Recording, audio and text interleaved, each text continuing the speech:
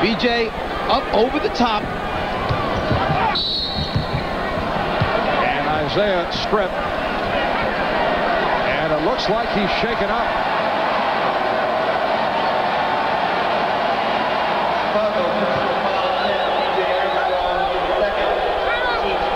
Isiah is hurting B.J. Armstrong. Called on the foul.